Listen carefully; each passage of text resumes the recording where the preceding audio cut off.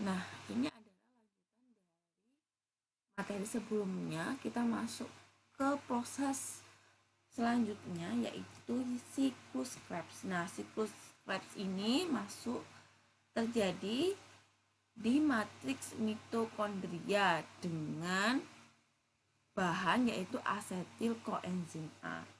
Nah, asetil koenzim A ini koanya akan dikeluarkan, kemudian menghasilkan asam sitrat dan lain sebagainya seperti ini. Nah, hasil akhirnya yaitu 6NADH plus 2 FADH2 plus 2 ATP plus 4 CO2. Jadi ini 4 ATP plus 2 FADH2. Oh, bukan yang ini ya. Ini adalah hasil akhir glikolisis. Kalau yang di atasnya adalah hasil akhir siklus Krebs. Yang benar adalah 6NADH plus 2 FADH plus 2 ATP dan plus 4 CO2. Jadi 1 NADH ini sama dengan 3 ATP. Kalau 1 FADH sama dengan 2 ATP. Jadi kalau misalnya di siklus Krebs itu ada 6 NADH, berarti 6 kali 3 berarti 18 ATP. Jadi seperti itu nanti hitungannya. Ada nanti ada konklusinya. Nah, ada sistem transport elektron. Nah, proses-proses transfer elektron secara estafet, elektron dipindahkan sehingga terbentuk ATP. Jadi FADH, NADH akan dipindah menjadi ATP. Jadi tadi kan 1 NADH menjadi 3 ATP, sedangkan 1 FADH sama dengan 2 ATP. Kita lihat di akhirnya. Jadi keseluruhan proses katabolisme dalam satu glukosa atau dalam satu proses katabolisme karbohidrat melalui respirasi aerobik dihasilkan 38 ATP dengan perincian sebagai berikut. Glikolisis 2 NADH plus 2 ATP, 2 NADH 2 nya ini dikali 3 berarti 6 ATP plus 2 ATP menjadi 8 ATP. NADH nya dikali 3, jangan lupa 1 NADH sama dengan 3 ATP. Nah, kemudian oksidasi dari pirufat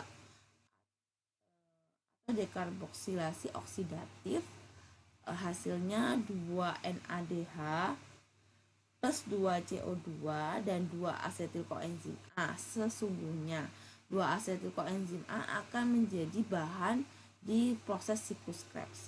Nah, NADH-nya atau energinya dirubah menjadi ATP, berarti 1 NADH-nya karena 1 NADH sama dengan 3 ATP, berarti 2 kali 3 sama dengan 6 ATP. Kemudian masuk ke siklus Krebs. Siklus Krebs ini paling banyak menghasilkan energi. Nah, pertama ada 6 NADH plus 2 FADH plus 2 ATP. 6 NADH, 1 NADH-nya sama dengan 3 ATP, berarti 6 kali 3 sama dengan 18. Kemudian FADH, 1 FADH sama dengan 2 ATP, berarti 2 kali 2 sama dengan 4 ATP, dijelaskan di sini, plus 2 ATP. 8 ATP ditambah 6 ATP plus 24 ATP sama dengan 38 ATP.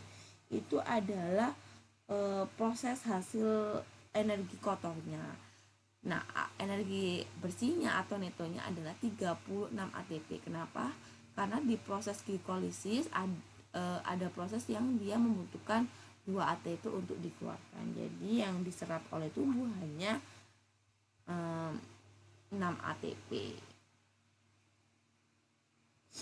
Nah, transport elektron itu berarti merubah dari NADH, FADH menjadi ATP, itu adalah transport elektron. Nah, cara merubahnya itu karena sudah selesai di proses karbohidrat ini, kita masuk ke respirasi anaerobik. reaksi. Oke, karena kita sudah selesai tentang mengenai katabolisme aerobik, kita masuk ke anaerobik. Respirasi. Oke, sudah. Kita masuk ke respirasi anaerobik. Respirasi anaerobik adalah reaksi pemecahan karbohidrat untuk mendapatkan energi tanpa oksigen. Respirasi anaerobik terjadi pada organ yang kekurangan oksigen. Respirasi anaerobik berarti dia juga tidak memerlukan oksigen bebas, menggunakan asam pirufat, menghasilkan asam laktat, dilakukan oleh organ yang kekurangan oksigen seperti informasi yang ada di sebelahnya seperti ini. Persamaan reaksi respirasi anaerobik adalah sebagai berikut. C6H12O6 glukosa dibantu oleh ragi menghasilkan etanol. Kemudian terjadi pemecahan, hasilnya adalah karbon dioksida, tadi etanol plus energi. Kalau anaerobik energi yang dihasilkan lebih rendah dibanding aerobik atau yang mendapatkan bantuan oksigen bebas. Kemudian ada fermentasi. Fermentasi adalah perubahan enzimatik dari substansi organik oleh mikroorganisme untuk menghasilkan produk-produk organik yang lebih sederhana. Nah, contohnya adalah produk alkohol oleh ragi, perubahan alkohol menjadi asam asetat atau cuka. Ini adalah beberapa persamaan reaksi fermentasinya. 2 asam pirufat, jangan lupa, kemudian menjadi 2 fosfoenol pirufat dan menghasilkan 2 laktat. Nah, sama halnya fermentasi dan anaerobik, mereka menghasilkan energi lebih rendah dibanding yang aerobik. Nah, ini ada katabolisme lemak, katabolisme protein. Kalian berarti nanti ada pemecahan lemak menjadi gliserol atau asam lemak. Kemudian ada katabolisme protein, berarti ada pemecahan protein menjadi asam amino.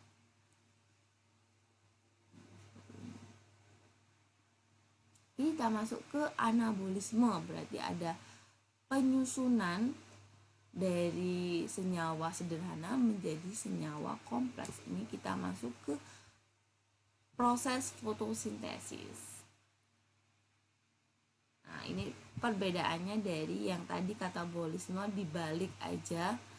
Tadi ada senyawa karbohidrat menghasilkan karbon dioksida dan air. Sedangkan kalau anabolisme berarti dari karbon dioksida, air dengan bantuan cahaya matahari menghasilkan energi dan oksigen serta air itu sendiri. Kemudian, nah, terjadi di mana fotosintesis ini? Terjadi dalam kloroplas. Nah, kloroplas ini jadi yang lebih sederhananya lagi terjadi di tilakoid. Nah, tilakoid itu apa? Adalah kantong pipi berbentuk cakram yang berfungsi sebagai tempat pembentukan ATP. Jangan lupa metabolisme tadi berfungsi untuk mendapatkan energi ya.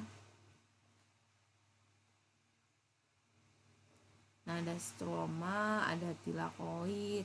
Ini nanti kalian belajar mengenai fotosintesis. Nah, ada macam-macam percobaan di dalam fotosintesis. Ada ini sering sekali dilakukan di sekolah, yaitu percobaan yang dia melihat gelembung di dalam air. Nah, gelembung itu adalah bentuk dari oksigen yang dikeluarkan oleh tanaman.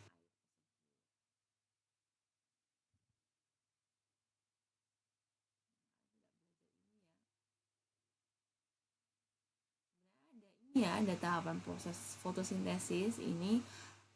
Kalau misalnya karena sekarang kita menggunakan KD COVID yang menjelaskan bahwa di KD 3.2-nya menjelaskan proses metabolisme sebagai reaksi enzimatis dalam makhluk hidup. Jadi tidak seluruhnya yang materi sebelum COVID ini diberikan karena memang terhalang PJJ, pembelajaran jarak jauh. Jadi ini sekilas saja bahwa di tahapan proses fotosintesis ini ada dua, yaitu penangkapan energi cahaya, ada fotosistem dan aliran elektron. Nanti ada fotosistem 1 dan fotosistem 2. Nah, ini adalah panjang cahayanya. Kalau fotosistem 2 ada P680, fotosistem 1 ada P700, ada siklis dan non siklis. Siklis berarti nanti berputar kembali, kalau non siklis dia tidak balik lagi, kayak gitu pokoknya. Kalian bisa baca di buku LKS kalian dimanapun dari HP kalian, karena sekarang adalah HP adalah jendela dunia, ya kan. Ini adalah prosesnya dari fotosintesis. Jadi ada bantuan dari foton berarti cahaya masuk ke pusat reaksi, ini ada elektron, kemudian ada proses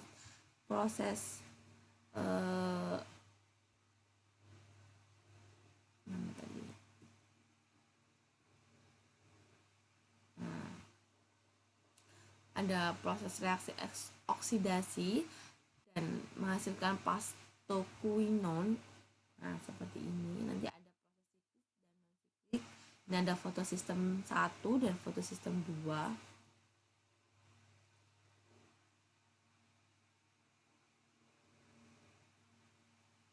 Jangan lupa fotosistem 2 ada P680, sedangkan fotosistem 1 P700.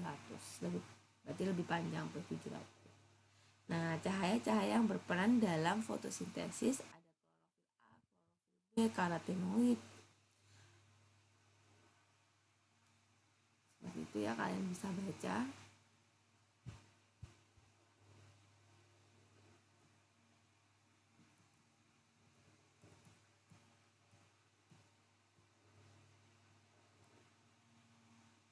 Kemudian ada siklus Kelvin.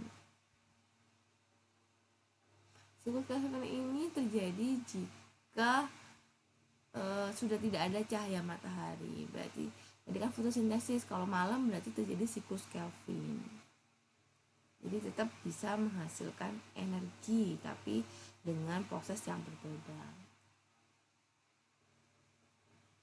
Kita nanti ada glukosanya.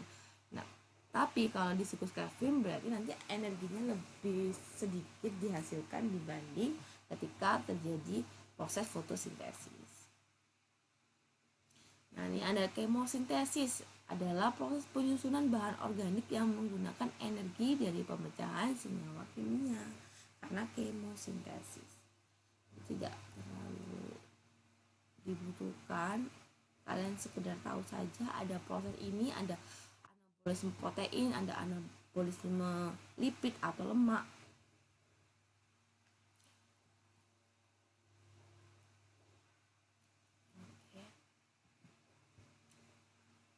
Nah, jika memang kalian ada yang ditanyakan, silakan bertanya setelah materi ini saya sampaikan lewat grup WA. Terima